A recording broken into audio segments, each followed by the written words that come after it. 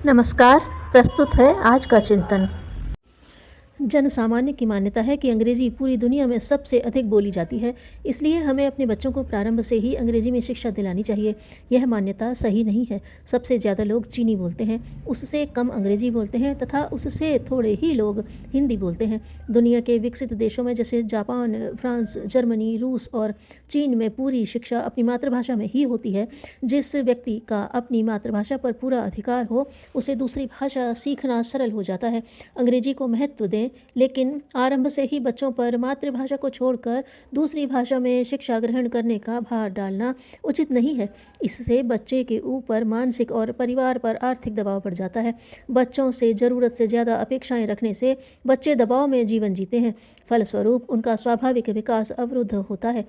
मातृभाषा में पढ़ना बच्चों को बोझ नहीं लगता।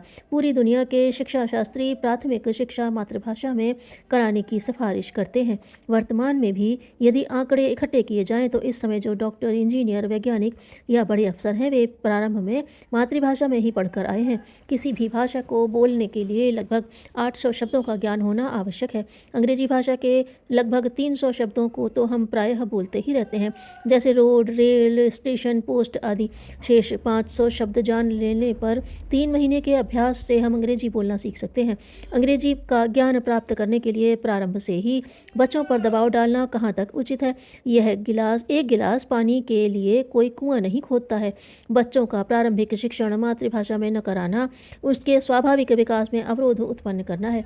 आप यह कह सकते हैं कि मातृभाषा में पढ़ा बालक आगे चलकर उच्च कक्षाओं में कैसे पढ़ेगा? जहाँ अंग्रेजी में ही शिक्षण होता है, तब उसे पढ़ने में कठिनाई होगी। वस्तुतः यह मान्यता गलत है। किशोरावस्था में उच्च कक्षाओं की पढ़ाई में समस्या आएगी, यह सोचकर किसी के बचपन के साथ खिलवाड़ नहीं किया जा सकता। तरुणाई के लिए कोई अपना बचपन क्यों खोए? बच्चा जब तरुण होगा तो एक विषय के रूप में वह अंग्रेजी को भी सीख लेगा।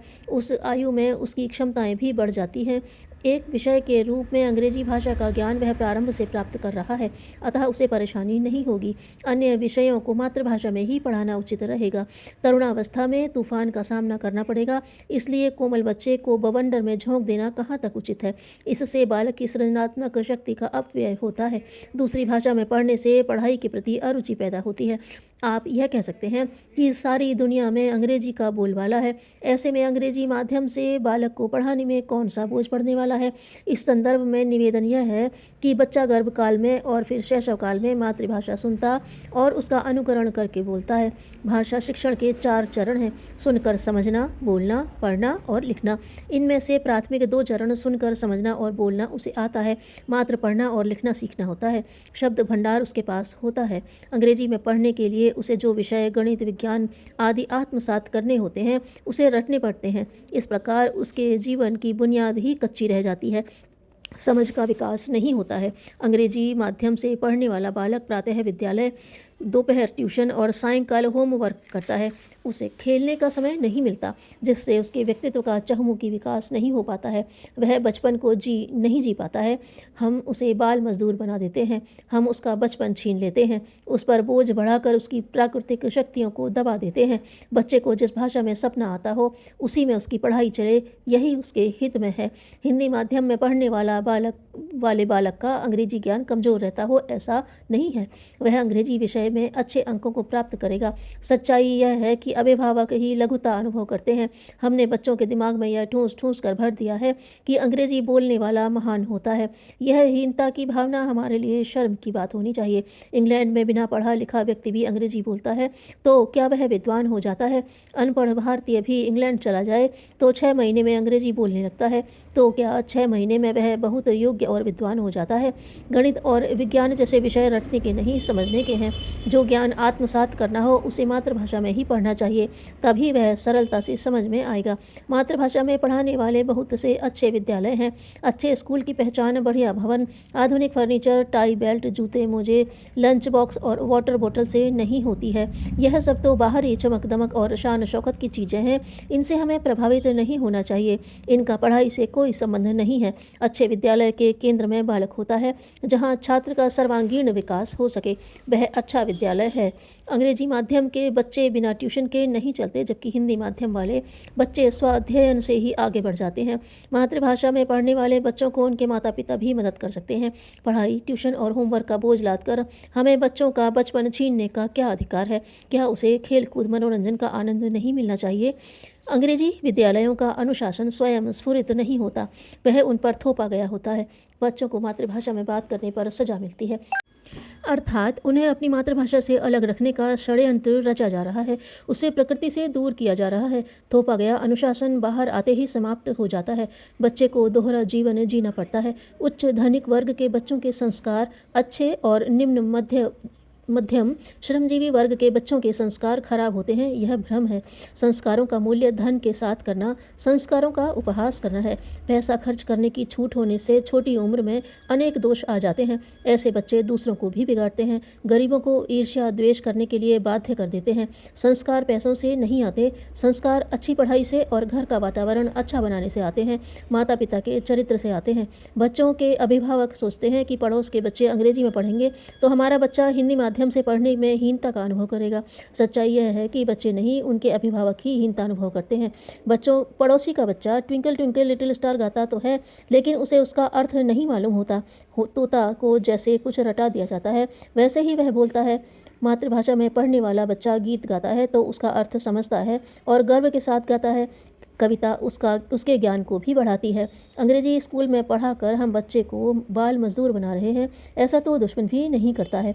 मातृभाषा में पढ़ाना हमारे लिए गौरव की बात होनी चाहिए। अन्य भाषाएं मातृभाषा की बुनियाद पर ही सीखी जाती हैं। हम अपने बच्चों को मातृभाषा और मातृभूमि से प्यार करना सिखाएं, उसका आत्मगौरव जगाएं तो लघुता ग्रंथि का उसके जीवन में कोई स्थान नहीं रहेगा। बच्चे को अंग्रेजी स्कूल में पढ़ाएं या मातृभाषा वाले स्कूल में, इसका निर्णय आप स्वयं अपनी विवेक बुद्धि और दूरदृष्टि से करें, दूसरों की देखा देखी नहीं। अंग्रेजी स्कूलों में पढ़ाने का पागलपन समाज में व्याप्त है। आप इस प्रवाह में न बहें। आप अपने क्षेत्र के डॉक्टर, इंजीनियर, MBA, CA और अन्य विद्वानों से पूछें कि वे किस माध्यम से पढ़कर आए हैं, तो आपकी समस्या का समाधान मिल जाएगा। कितने ही बच्चों को प्रारंभ में शौक में अभिभावक अंग्रेजी स्कूल में पढ़ाते हैं, जब वह नहीं चल पाता है तो पुनः हिंदी माध्यम में पढ़ता है और अच्छा छात्र सिद्ध होता है। अनेक प्रतियोगी परीक्षाओं के परिणामों पर नजर डालें तो मातृभाषा में पढ़े बालक अंग्रेजी भाषा में पढ़े छात्रों से आगे निकल जाते हैं। उच्च शिक्षा में माध्यम अंग्रेजी होता है। हिंदी माध्यम के छात्रों को प्रारंभ में कुछ दिन परेशानी आती है, लेकिन शीघ्र ही वह विकास की गति को पकड़ लेता है, क्योंकि उसकी मातृभाषा में शिक्षा होने के कारण उसकी ग्रहण शक्ति, समझ शक्ति, तर्क शक्ति, मूल्यांकन शक्ति, समझदारी अधिक होती है। गणित और विज्ञान जैसे विषयों में इसी की आवश्यकता पड़ती है। अंग्रेजी स्कूल का छात्र यह विषय रटता है। बालक की 10 वर्ष तक की उम्र में उसके संस्कारों का सिंचन होता है। यह कोमल भावनाओं की उम्र है। इस उम्र में बुद्धि के विकास की जल्दीबाजी नहीं करनी चाहिए। आगे चलकर उसकी बुद्धि और तर्क शक्ति का विकास होगा। संस्कार मातृभाषा में ही दिए जा सकते हैं। पहली बुनियाद डालनी पड़ती है, ऊपर की मंजिल बाद में बनती है। राष्ट्रपिता महात्मा गांधी, संत विनोबा भावे, शिक्षा शास्त्री गुणवंत शाह, डॉक्टर जयंत नरलिकर जैसे सभी विद्वानों का मत है कि मस्तिष्क के विकास के लिए मातृभाषा में ही शिक्षण जरूरी है। 2.5-3 वर्ष के बच्चे को अंग्रेजी सिखाने की जल्दबाजी में हमें महंगी पड़ सकती है। यह शिक्षा बालक को हमारी संस्कृति से विमुख करेगी। परिणामतः परिवार, समाज और राष्ट्र को भारी हानि उठानी पड़ेगी। समझदारी से काम लेना अभिभावकों का धर्म है। आइए हम सब मिलकर यह चिंतन जन जन तक पहुँचाएँ और मातृभाषा की प्रतिष्ठा बढ़ाएँ। भूतपूर्व राष्ट्रपति डॉक्टर APJ अब्दुल कलाम ने लिखा है, मैं आज वैज्ञानिक बन सका हूँ क्योंकि मैं मेरी मातृभाषा में पढ़ा हूँ। महान वैज्ञानिक जगदीश चंद्र बसु मातृभाषा बंगाली के स्कूल में पढ़े। सन 1915 ईस्वी में एक सम्मेलन में उन्होंने कहा था, मातृभाषा की बुनियाद मजबूत होगी तो किसी भी भाषा का ज्ञान सहजता से मिल जाएगा। बालक का सहज और स्वाभाविक विकास मातृभाषा के वातावरण में ही होता है। मातृभाषा में पढ़े बच्चे ऊंची कथाओं में ज़्यादा अंक लाकर दिखाते हैं। हाल में गुजरात में से जितने IAS का चयन हुआ, जिनमें से अधिकांश बच्चे गुजराती माध्यम से पढ़े थे।